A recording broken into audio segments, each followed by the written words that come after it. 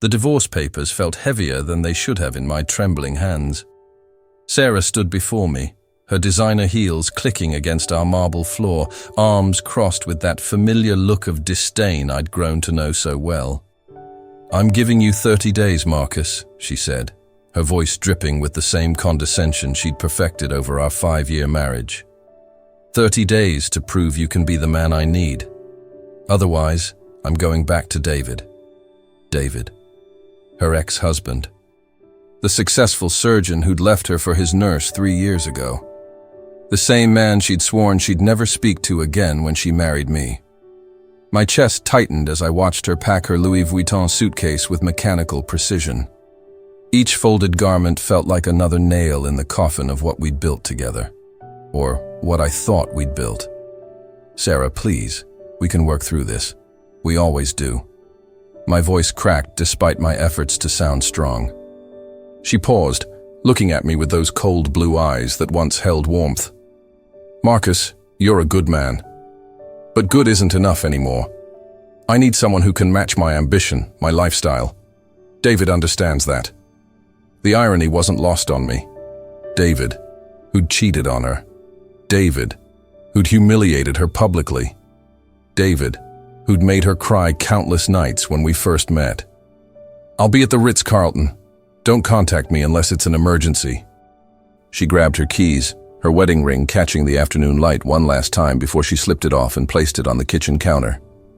The door slammed shut, leaving me alone with the echo of her ultimatum and the devastating realization that the woman I'd loved unconditionally had just walked out of my life. 3 days.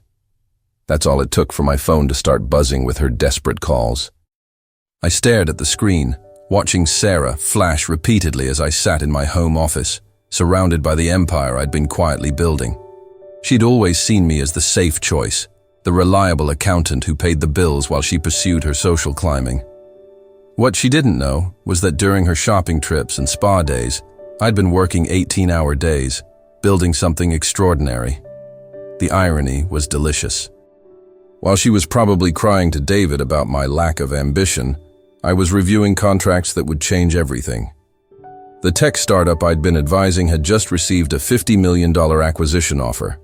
My 15% equity stake would make me wealthier than David ever dreamed of being.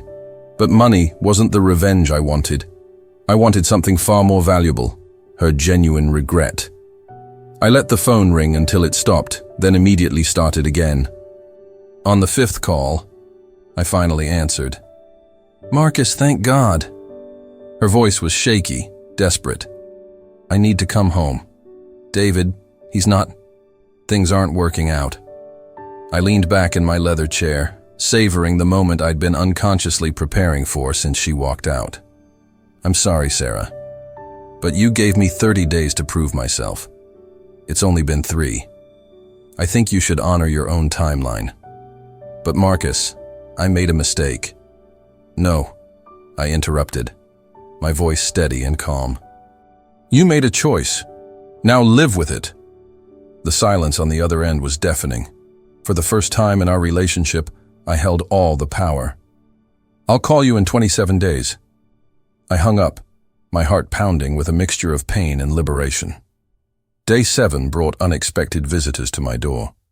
Sarah's mother, Patricia, stood on my doorstep with tears in her eyes, something I'd never seen in 10 years of knowing her. "Marcus, dear, may I come in?" Her usual commanding presence had crumbled into something fragile and desperate. I led her to the living room where she'd once criticized my modest furniture choices. Now she sat on my couch like a broken woman. "She's been calling me every day, crying," Patricia began, her voice trembling. "David, he's treating her terribly, making her clean his house, cook his meals. He's humiliating her, Marcus." My chest tightened. Despite everything, I still loved Sarah. The thought of her being mistreated made my blood boil. "He told her she needs to earn her place back in his life," Patricia continued. "She's sleeping in the guest room, practically serving as his maid and his new girlfriend. She's living there too." The image hit me like a physical blow. Sarah, proud and dignified Sarah, reduced to serving the man who'd once betrayed her. Why are you telling me this? I asked, though I already knew the answer. Because I was wrong about you, Marcus. I pushed her toward David because of his money, his status. I never saw what you really offered her. Genuine love, respect, partnership. Patricia's tears fell freely now. I destroyed my daughter's happiness because I was blinded by superficial success. I felt a strange mix of vindication and sorrow. The woman who'd spent years making me feel inadequate was now begging me to save her daughter. She's too proud to admit she made a mistake, Patricia whispered. But she's dying inside, Marcus. Every day she stays there, she loses more of herself. I stared out the window, watching the sunset paint the sky in shades of orange and pink. 23 days left on her timeline. Day 12 brought a surprise that nearly shattered my resolve. Sarah appeared at my office building, waiting by my car in the parking garage. She looked nothing like the confident woman who'd left me 9 days ago. Her designer clothes were wrinkled. Her usually perfect hair was pulled back in a messy ponytail, and dark circles shadowed her eyes. But it was the defeat in her posture that broke my heart. "Marcus, please," she whispered as I approached. "I can't do this anymore." Every instinct screamed at me to take her in my arms, to end this charade and bring her home. But I remembered every condescending comment, every eye roll, every moment she'd made me feel small. "Sarah, you look tired. You should go rest." "He makes me scrub floors, Marcus. Floors." Her voice cracked. "His girlfriend laughs at me. She calls me the help in front of his friends." My hands clenched into fists. The protective husband in me wanted to drive to David's house and end this immediately. But the man who'd been emotionally abused for years held firm. "You chose this," I said quietly. "You chose him over the man who worshipped you." I know I did. But I was wrong, Marcus. So wrong." Tears streamed down her face. I thought I wanted excitement, passion, drama. I didn't realize that what we had was love. I studied her face, searching for manipulation, for the calculated tears she'd used before. But this was different. This was raw, genuine desperation. 18 days left, Sarah. She sobbed then, a broken sound that echoed through the empty garage. "He's having a party tomorrow night. He wants me to serve drinks to all his friends, including his girlfriend. They're going to humiliate me in front of everyone we know." I closed my eyes, fighting every protective instinct I had. "Then don't go." "I can't leave, Marcus. I have nowhere else to go. I burned every bridge when I left you." Day 15 arrived with a phone call that changed everything. It wasn't Sarah calling. It was David. "Marcus, buddy?" His voice carried that same arrogant tone I remembered from their wedding years ago. "I wanted to thank you personally." "Thank me for what, David?" "For training Sarah so well. She's become quite the little housewife. Very obedient, very grateful." The smugness in his voice made my stomach turn. "What do you want, David?" "I want to make you an offer. I'll keep her for the full 30 days. Hell, I'll keep her permanently if you want. She's actually quite useful around here. And between you and me, having 2 women competing for my attention has its advantages." The line went quiet as his words sank in. He was treating my wife like property, like a toy to be shared and discarded. "You see, Marcus, Sarah finally understands her place in the world. She's not the independent woman she pretended to be with you. She's a woman who needs a strong man to guide her. And frankly, you were too soft for that job." My grip on the phone tightened. "Is she there? I want to speak with her." "Oh, she's busy right now, preparing dinner for me and Jessica. But I'll tell her you called. I'm sure it'll give her hope that you still care." The cruelty in his voice was unmistakable. This wasn't about winning Sarah back. This was about breaking her completely. "David," I said, my voice deadly calm, "enjoy these next 15 days, because they're the last 15 days you'll ever have power over anyone." "Is that a threat, Marcus?" "No, it's a promise. I hung up and immediately started making calls. If David wanted to play games, I'd show him what real power looked like. Day 18 brought the first wave of my carefully orchestrated response. I'd spent 3 days mobilizing resources David never knew I had, calling in favors from connections he couldn't imagine I possessed. The first blow came through his medical practice. A detailed audit of his billing practices I'd discovered through my forensic accounting background, revealed systematic insurance fraud spanning 3 years. The medical board received a comprehensive report that morning. The second blow hit his finances. David's lavish lifestyle was built on leveraged investments and credit. A few strategic moves through my network of financial contacts, and his credit lines began disappearing faster than his arrogance. But the third blow was personal.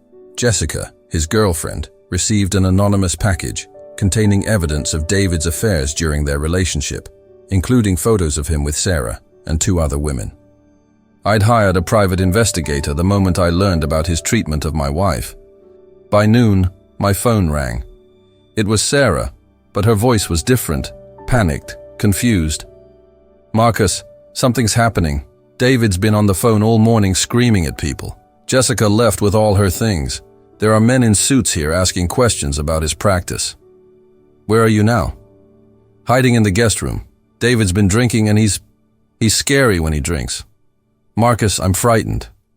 For the first time since this began, I felt the full weight of what I'd unleashed. My desire for justice had put Sarah in potential danger. "Sarah, listen to me carefully. Pack only what you need and leave that house right now. Go to your mother's." "I can't. He took my car keys yesterday, said I didn't need to go anywhere without his permission." The control, the isolation. I recognized the signs of abuse escalating. My revenge had become secondary to her safety. "Stay on the phone with me." "I'm coming to get you." "Marcus, no, he'll hurt you. Let him try." I arrived at David's mansion 23 minutes later, my heart pounding as I saw Sarah's silhouette in the upstairs window. She looked like a prisoner in a tower, and I was done being the passive observer of her suffering. David answered the door with a drink in his hand and rage in his bloodshot eyes. Well, the accountant comes to play hero. "I'm here for Sarah." "Sarah's not going anywhere. She's finally learning what it means to be with a real man." He swayed slightly, the alcohol making him bold and stupid. "Step aside, David." "Or what? You'll calculate me to death?" He laughed, but there was desperation beneath the bravado. His world was crumbling, and he knew it. "Sarah," I called past him, "come down now. She's not your wife anymore, Marcus. She chose me. She chose this life." "No," Sarah's voice came from behind him, strong and clear. "I chose wrong." She appeared at the top of the stairs with a small suitcase, her chin raised with the dignity I'd fallen in love with years ago. But David moved to block her path. "You're not leaving, Sarah. We had a deal. 30 days. "The deal's off," she said, descending the stairs with newfound determination. "I'd rather be alone than spend 1 more minute in this house." David's face twisted with rage. "You ungrateful!" He raised his hand toward her. I moved faster than I'd ever moved in my life, catching his wrist before it could reach her face. Years of suppressed anger gave me strength I didn't know I possessed. "Touch her, and I'll destroy what's left of your pathetic life," I growled, my voice unrecognizable even to myself. David stared at me, seeing something in my eyes that made him step back. "This isn't over." "Yes," I said, releasing his wrist. "It is." Sarah walked past him without a word, and we left together into the afternoon sun. We drove in silence for 20 minutes before Sarah finally spoke. "You orchestrated everything that happened to him today, didn't you?" I kept my eyes on the road, unsure how she'd react to the truth. "Some of it. The medical board investigation, his credit problems, Jessica leaving. David made enemies, Sarah. I just connected some dots." She was quiet for a long moment, processing this revelation. The Marcus I married would never have done something like that. The Marcus you married was naive. He believed that being good and kind was enough. He learned differently. We pulled into the parking lot of a small cafe, neutral ground where we could talk without the weight of our shared history pressing down on us. Inside, over coffee, neither of us touched. Sarah finally looked directly at me. I need you to know that these 18 days were the worst of my life. Not because of David's treatment, but because I realized what I'd thrown away. Sarah. No, let me finish. I spent 5 years taking you for granted. I convinced myself that your stability was boring, that your love was weakness. I was so focused on what I thought I deserved that I never appreciated what I actually had. Her hands trembled as she continued. David didn't want me back because he loved me. He wanted to prove he could take you apart. And I let myself be the weapon he used against you. The pain in her voice was genuine, but I'd learned to protect myself from her emotional manipulation. Why should I believe this isn't just another performance, Sarah? How do I know you won't change your mind again when the next exciting option appears? She reached into her purse and pulled out a thick envelope. Because I've already filed papers to dissolve my trust fund. I stared at her, shocked. What? The money, the lifestyle, the social status. It all corrupted me. I want to earn my place in the world, not inherit it. You dissolved your trust fund? I couldn't hide the disbelief in my voice. Sarah's inheritance was worth over $2 million, her security blanket, and the source of her superiority complex. Every penny goes to charity. I've already signed the papers. She slid the documents across the table. I want to prove that I can love you without the safety net of Daddy's money. I scanned the legal documents, my forensic accounting background automatically verifying their authenticity. This wasn't a gesture. It was a complete transformation of her financial reality. Sarah, this is irreversible. You understand that? I understand that money made me into someone I hate. Someone who could walk away from the best man I've ever known because I thought I deserved better. Tears fell onto the papers. I don't want to be that person anymore. The cafe around us faded as I processed this revelation. The woman who'd left me for not being wealthy enough had just made herself financially vulnerable. The woman who'd criticized my modest lifestyle had chosen to live it. There's something else, she continued, pulling out another document. I've enrolled in nursing school. I want a career that actually helps people, not just one that looks impressive at dinner parties. I studied her face, searching for any sign of manipulation or performance. But what I saw was raw vulnerability, the Sarah I'd glimpsed in quiet moments during our early relationship. Why nursing? Because during these 18 days I realized I've never actually contributed anything meaningful to the world. I've been a consumer, a critic, a social climber. But I've never been useful. The irony wasn't lost on me. She was describing the exact opposite of everything she'd once valued. And if I say no? If I tell you it's too late? Her composure cracked completely then. Then I'll respect that decision. But I'll spend the rest of my life trying to become worthy of the love I threw away. We sat in my car outside the cafe for an hour, neither of us speaking. The weight of 5 years together and 18 days apart hung between us like a physical presence. I need time, I finally said. Real time. Not an ultimatum, not a deadline.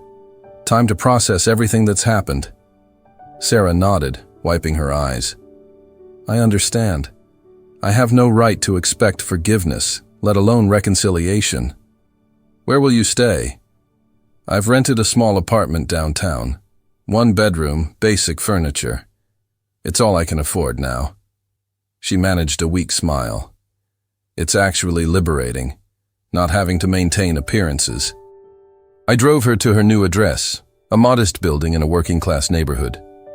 The contrast to our suburban mansion was stark, but she climbed out without complaint.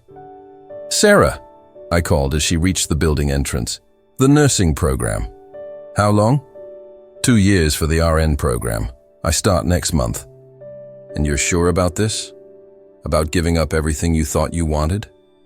She turned back to face me, and for the first time in years, I saw the woman I'd fallen in love with. Vulnerable, genuine, hopeful. Marcus, I spent 18 days living with a man who had everything I thought I wanted: money, status, excitement. And I was miserable every single moment. Not because he was cruel, though he was, but because he wasn't you. That night, I sat in our empty house, my house now, I supposed, and tried to make sense of everything. The successful revenge I'd planned felt hollow. Seeing David's world crumble had given me no satisfaction when I realized Sarah was collateral damage. But her transformation seemed genuine. The trust fund dissolution, the career change, the humble apartment, these weren't temporary gestures.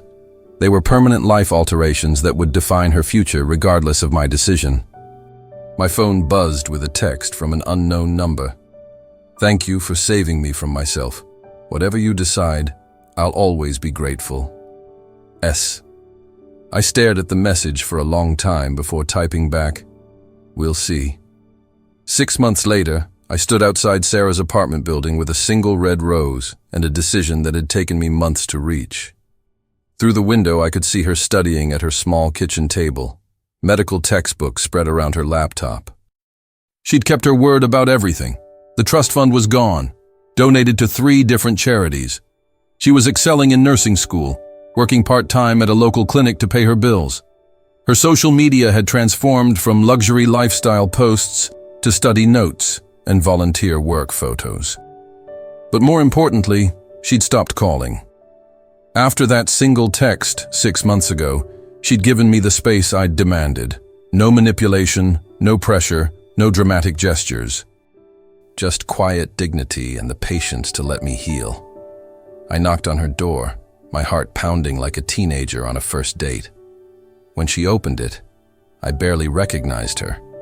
Gone were the designer clothes and perfect makeup. Instead, she wore scrubs from her clinical rotation, her hair in a simple ponytail, her face free of cosmetics. She looked younger, more genuine, more beautiful than I'd ever seen her. "Marcus?" Her voice was soft, surprised. "Is everything okay?" "I've been thinking," I said, holding out the rose.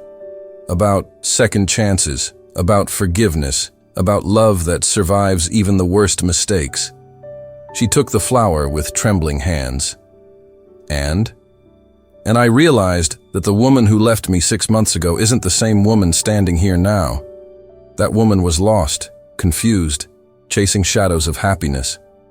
This woman... I stepped closer. This woman knows who she is. Tears spilled down her cheeks. "Marcus, I'm not the same man either, Sarah. I'm stronger now. I know my worth. I won't accept less than I deserve ever again." She nodded, understanding the boundary I was setting. "But what I deserve," I continued, "is a partner who chooses me every day. Someone who's learned that love isn't about finding someone perfect, but about choosing to build something meaningful with someone real." "Is that what you want? To build something new?" I reached for her hand, feeling the absence of her wedding ring, but not mourning it. What we'd build would be different, stronger, based on truth instead of illusion. "I want to try, if you're willing to earn it." She smiled then, the first genuine smile I'd seen from her in years. "I've got the rest of my life to prove I'm worthy of that chance." As I pulled her into my arms, I realized that sometimes the greatest victory isn't defeating your enemies. It's choosing to love someone who's learned to love themselves first. Our story wasn't ending. It was finally beginning.